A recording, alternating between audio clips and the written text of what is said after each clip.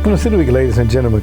Today I have the pleasure of sitting down with our newly elected, promoted, I would say all of those things, hired police chief. I have with us today Chief Garrett Fiveash. Chief, welcome to the show. Thank you very much, Alton. I'm glad to be here. Thank you. Well, thank you for coming on. I know that, Chief, you hit the ground running. You've been here since April of this year, and you took the time out to come on to talk with me about what's going on and things that you're doing there. So I want to just say thank you for right off the bat for doing that. Thank you. Again, I appreciate you having me very much. Yes, sir. Now, Chief, you come to us from the Georgia State Patrol, but before we jump into that, tell us a little bit about yourself, if you don't mind. I was born and raised in South Georgia. I spent most of my young life there. I joined had, like everybody does, summer jobs, part-time jobs, growing up.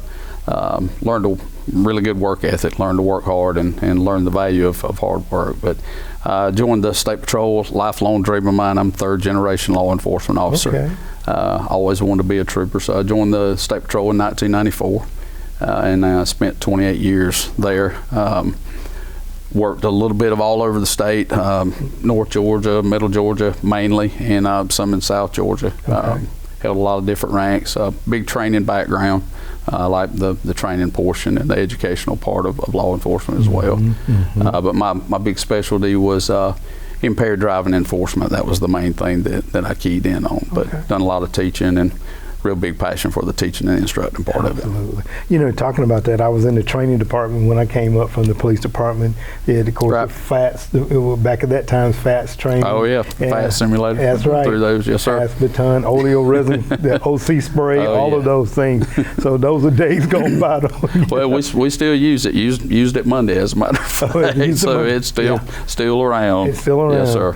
And let me ask you, talking about training, Chief, I know that is so vitally important. Yes, sir. You having that training background, and I'm sure you brought that into the LaGrange Police Department. Talk about that just a little bit. Yes, sir. Well, Sergeant Josh Clowers, our training officer for the department, and he and Officer Davison, they do a fantastic job. Officer Davison, by the way, was our Officer of the Year this year. We honored him the other night as well.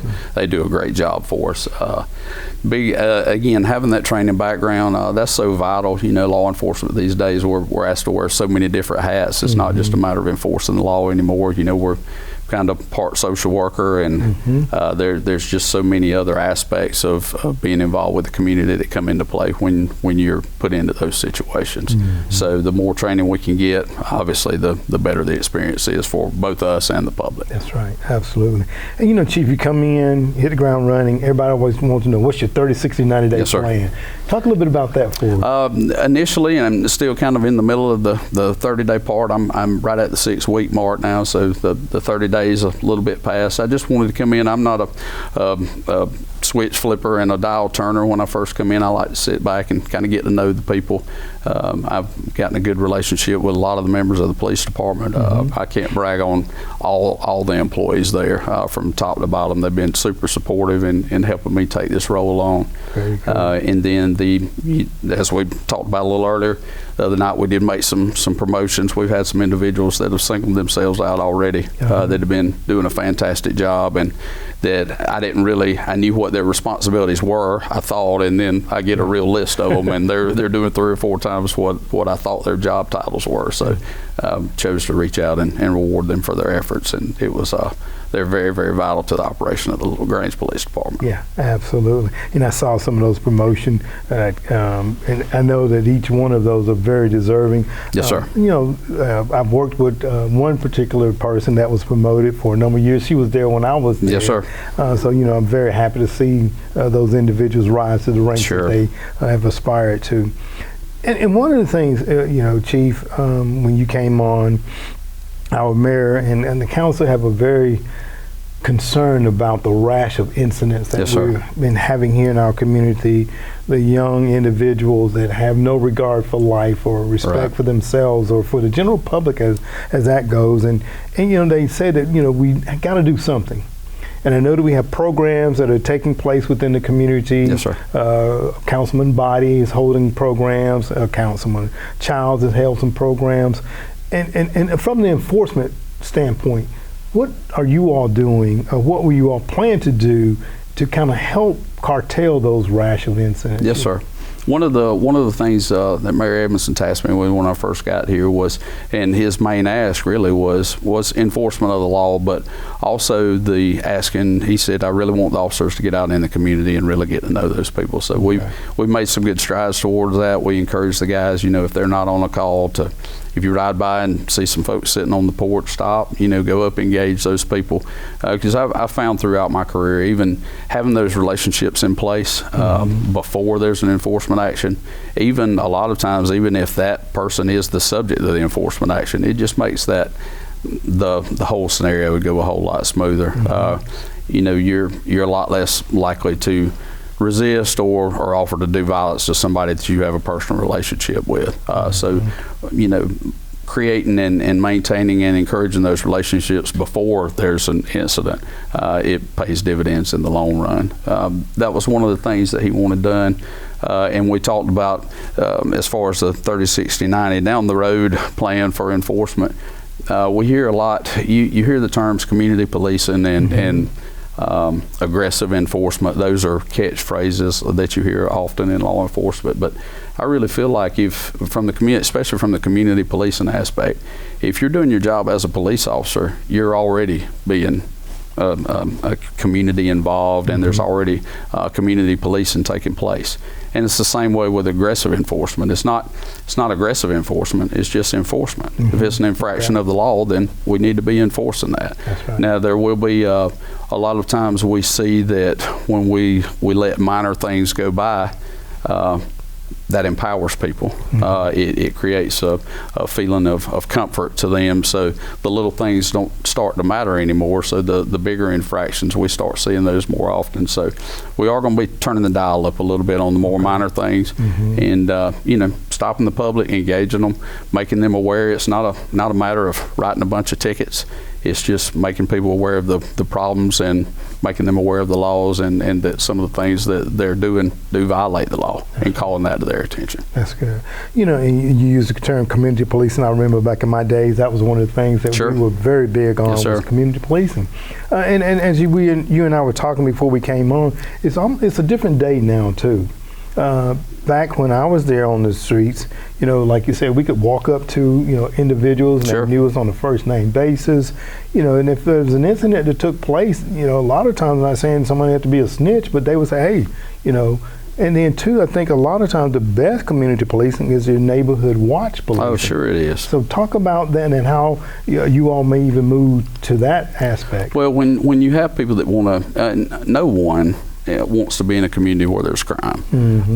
So by creating and maintaining those relationships and building that trust and that bond there, where people do feel comfortable picking up the phone. Nobody wants their property stolen. Nobody wants their things damaged. Nobody wants people selling narcotics in their neighborhood.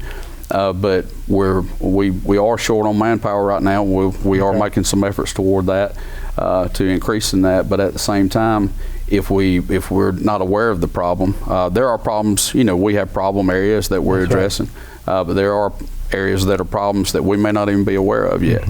And so we are going to rely on the folks in the neighborhood some. But again, we kind of have to bridge that gap. I know in a lot of neighborhoods there is a mistrust of law enforcement based on a lot of the things that have happened across the country, and I understand that, and I understand that 100%. But we do want to lend the air and the attitude and the understanding that while we are police officers and we're there to enforce the law, we have cable bills and power bills and grocery bills and families and little league games just like everyone else does. And our only desire is to get home at the end of the day and just provide a safe environment for everybody to live in the community. Absolutely. And Chief, you were saying that you are down somewhat in manpower. Yes, sir. And I know that you guys will rebuild that team. Yes, sir. Talk about, I'm gonna just say recruitment too. Sure. What type of individuals are you looking for? It takes, as you know from having done the job, it takes a very unique individual to be a law enforcement officer. There's a lot of self-sacrifice. It can be very hard on the family.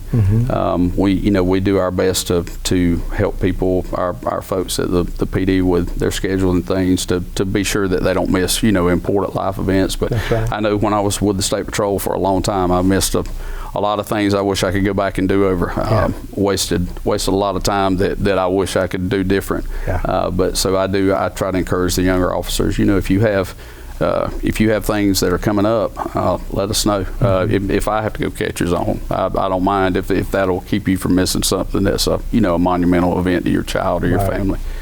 So we do. I do think we're very family oriented there. I've seen that already in the relationships I've developed so far, and that's an environment that we have to encourage. But from a recruiting standpoint, we're addressing some equipment concerns. There were a few pieces of vital equipment that I think the guys really needed. We're working on those things now.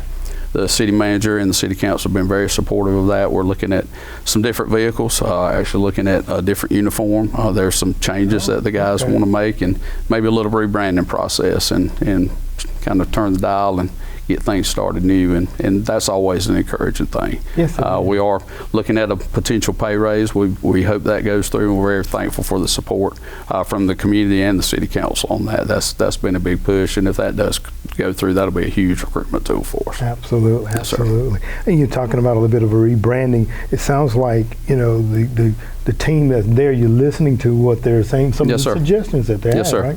Very much so. The biggest thing in getting buy-in is giving people a little skin in the game. Listening to their suggestions.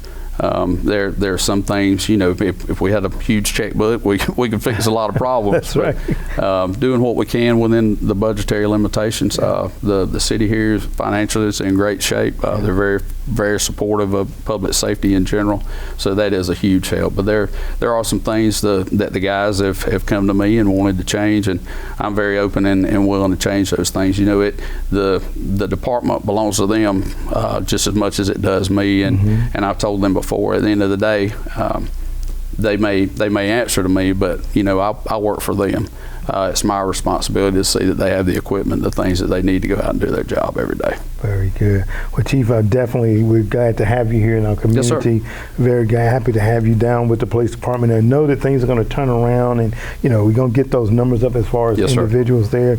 And I just want to let you know that if there's anything I can do, and I know I came from the police, you tell me come back. I'll still take you. I'm going to leave it to them younger legs. How about that? Okay.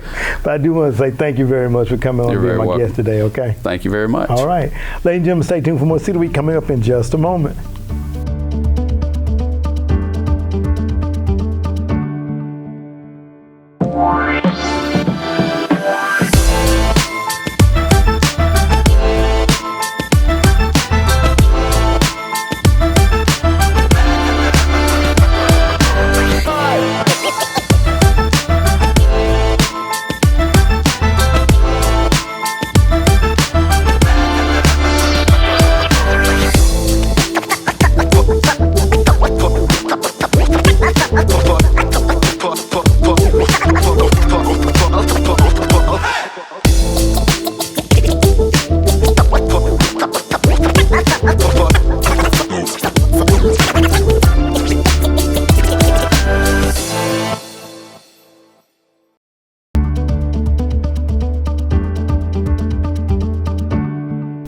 Welcome back, City Week, ladies and gentlemen.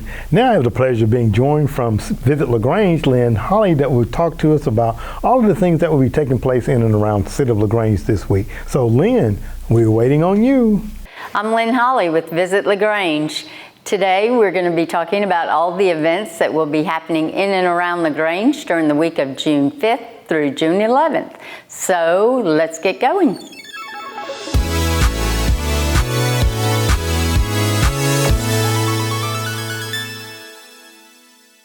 Friday, June 9th, Saturday, June 10th, and Sunday, June 11th, beginning at 9 a.m., sheep to shawl, sampler, and more at Piney Woods Farm.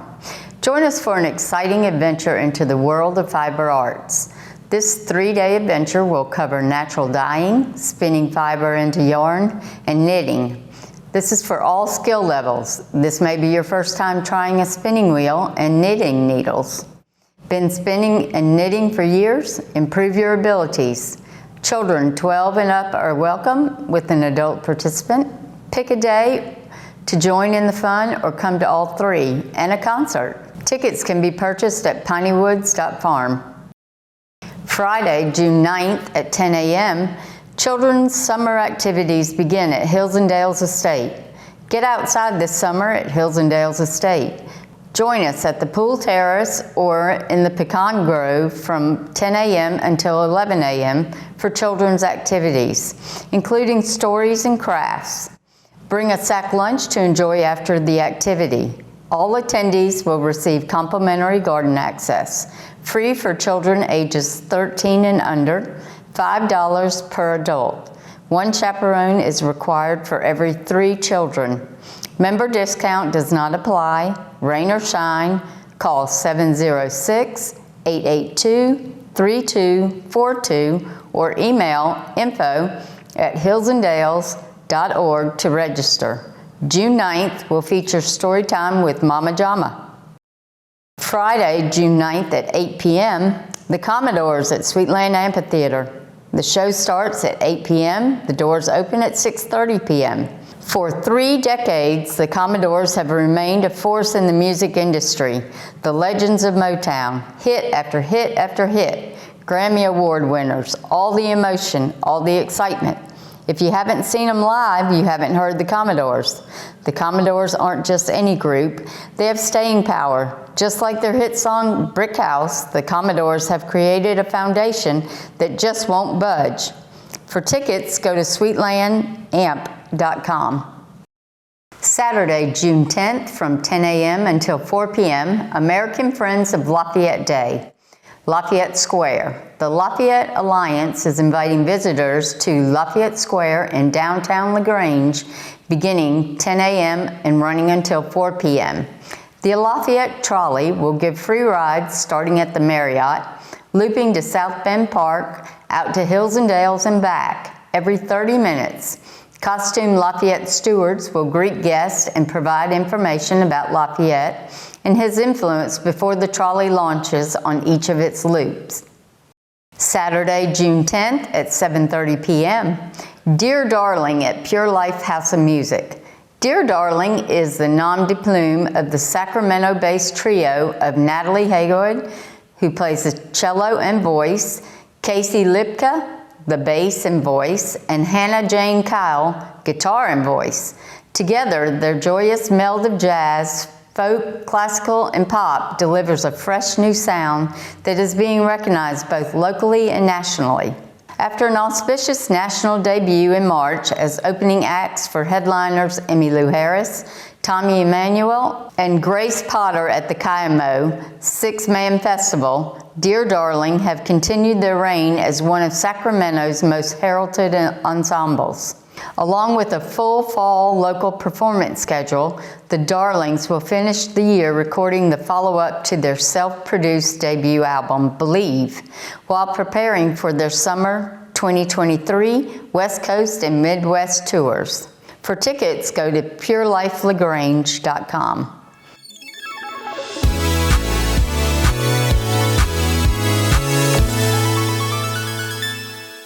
Alton, those are just some of the events that will be happening in and around LaGrange during the week of June 5th through June 11th. We hope that everybody will have an opportunity to get out, stay safe, and have fun. Well, thank you, Lynn, for that wonderful lineup. We know that everybody will come out and enjoy. As we get closer to the summer weeks, we know that people will be out and about and enjoying all of the beautiful sunshiny weather.